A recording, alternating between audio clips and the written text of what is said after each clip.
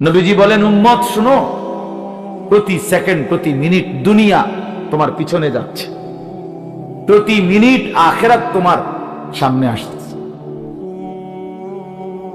প্রতি ঘন্টা যায় তো আমার দুনিয়া যায়, প্রতি ঘন্টা যায় তো আমি আখিরাতের দিকে 1 ঘন্টা আগায় যাই, কবরের দিকেই 1 ঘন্টা আগায় যাচ্ছি, হাসরের দিকেই আমরা মূলত কি আগায় যাচ্ছি।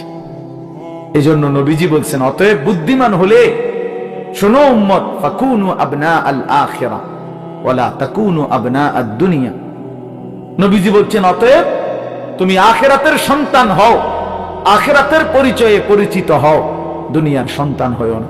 শুধু ডাক্তার, শুধু ইঞ্জিনিয়ার, শুধু আইনজীবী, শুধু ব্যারিস্টার, শুধু পয়সাওয়ালা, শুধু চাকরি ব্যবসায়ী, শুধু কৃষক, শুধু বিদেশি, শুধু প্রবাসী, এক মুসলমান হিসেবে এতটুকু পরিচয় নিয়েই তুমি যথেষ্ট হইও না।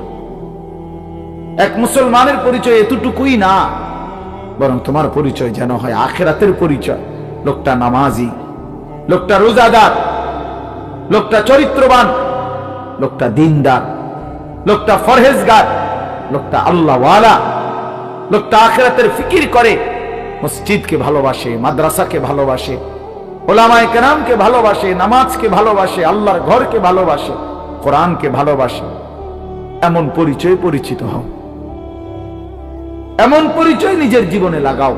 নবীজি বলছেন, শুধু দুনিয়ার পরিচয়, অনেক বড় পয়সাওয়ালা, অনেক বড় টাকাওয়ালা, অনেক বড় ক্ষমতার অধিকারী, দোস্ত ক্ষমতা বেশি বা কম উভয় অবস্থাতেই কবরে চলে যাবে, হাসলেও মরে যাবে, কাঁদলেও মরে যাবে। তাফসিরে মাআরিফুল কোরআনে আমরা পড়ছি, মুফতি শফি রাহমাতুল্লাহ আলাইহি বলছে, দুনিয়াবাসী, দুনিয়া নিয়া কারাকারি করো না, কারণ সর্বোচ্চ চেষ্টা করে দুনিয়া যদি জিতেও যাও তাইলেও মরে যাবা, যদি হেরেও যাও তাইলেও মরে যাবে। পৃথিবীর সর্বশ্রেষ্ঠ ধনী সেও মৃত্যুবরণ করবে, পৃথিবীর সর্বশ্রেষ্ঠ ফকির সেও মৃত্যুবরণ করবে, মরেই যাবে।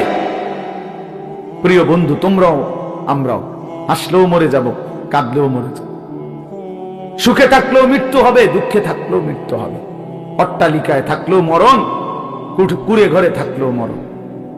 অতএব যেই মৃত্যু আমাকে বরণ করতেই হবে, যেই কবর থেকে আমি আড়াল হওয়ার, পাশ কাটার কোনোই সুরত নাই, অতএব তার জন্য প্রস্তুতি নেওয়া, যে এটার মুখোমুখি আমাকে হতেই হবে, তার জন্য প্রিপারেশন নেওয়া, এটাই